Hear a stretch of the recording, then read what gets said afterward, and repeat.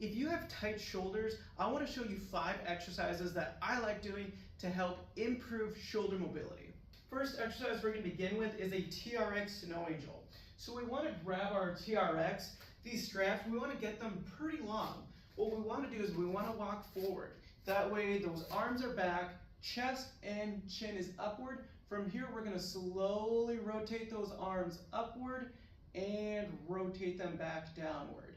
Here we're stretching out the chest, upper back, and shoulders as you're going through that motion. To make it more intense, walk a little bit more forward so those arms get stretched further back in that upward position.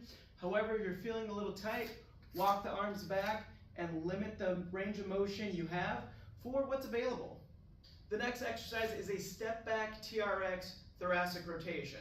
What we want to do is we want to keep the length of the straps as we did with the Snow Angels. However, this time what we're going to do is we're going to have a step forward. We're going to have both arms up. The leg that's forward here, we're going to drop that arm downward as we maintain this opposite arm long. We're going to rotate back up. It's a slow and controlled motion.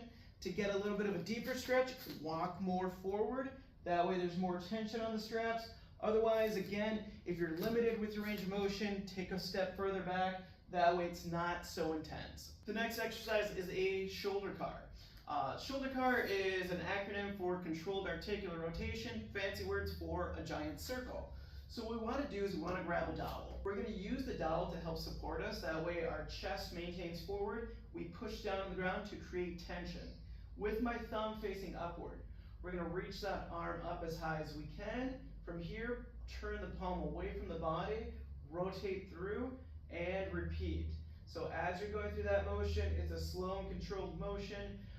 From here, what we want to do is we want to do anywhere from 4 to 6 reps. And once you've done one direction, rather than moving into the opposite arm, we're going to reverse the motion. So the back side, or the bottom side of my palm here, will reach as far back as it can. I rotate that arm through and bring it all the way through. So reach as far back as you can, rotate that arm over, and repeat. The next exercise is going to be thoracic extension using a bench and a dowel. So we're going to have the dowel with our palms facing towards us. Place your elbows onto the bench. Slightly walk the knees back, and from this position here, what you want to do is you want to reach your hips back to stretch out that upper back. Hold for a brief moment or two, and rock forward. So again, my palms are facing towards my shoulders.